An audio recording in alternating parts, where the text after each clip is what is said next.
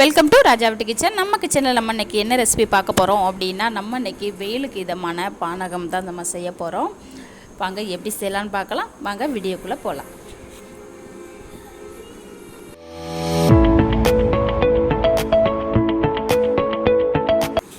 நம்ம பானகம் செய்கிறதுக்கு என்னென்ன பொருள்லாம் தேவையான பொருள் பார்த்துக்கலாம். 1 கப் அளவுக்கு வெல்லம் எடுத்து வச்சுருக்கிறேன்.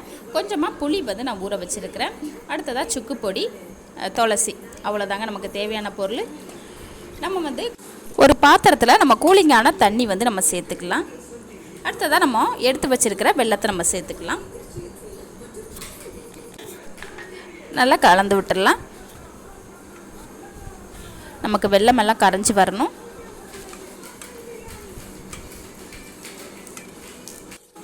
நமக்கு வெல்லம் ஓரளவுக்கு நல்லா கரைஞ்சி வந்துருச்சு. இந்த டைமில் நம்ம புளி ஊற வச்சுருக்கிறோம் இல்லையா, அதை கரைச்சிட்டு நம்ம தண்ணி சேர்த்துக்கலாம்.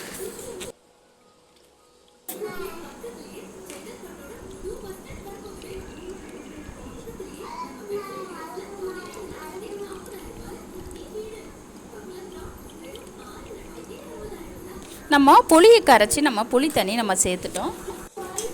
அடுத்ததாக ஒரு வாட்டி கலந்து விட்டுடலாம். நம்ம சுக்குப்பொடி 1/2 டீஸ்பூன் அளவுக்கு நம்ம சேர்த்துக்கலாம். சேர்த்துட்டு நல்லா கலந்து விட்டுடலாம்.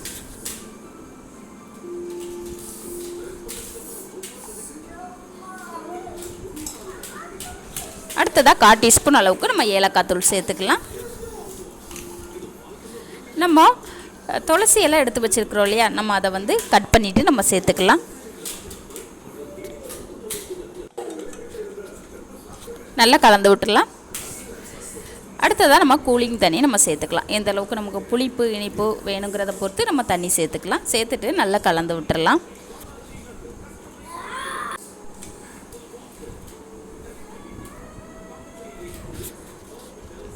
அவ்வளோதாங்க, நமக்கு சூப்பரான டேஸ்டியான பானகம் சூப்பராக நமக்கு ரெடி ஆயிடுச்சு. இந்த வெயில் நேரத்தில் இது போல் நம்ம செஞ்சு சாப்பிட்லாம். உடம்புக்கு ரொம்ப நல்லது. நான் கூலிங் தண்ணி சேர்த்துருக்கிறதுனால நான் ஐஸ் கட்டிகள் சேர்க்கலை. நீங்கள் இருத்துட்டு நம்ம இந்த ஜூஸை சாப்பிட்றப்போ, பானகம் ஜூஸை சாப்பிட்றப்போ நீங்கள் ஐஸ் கட்டிகள் சேர்த்துட்டு நீங்கள் சாப்பிடலாம்.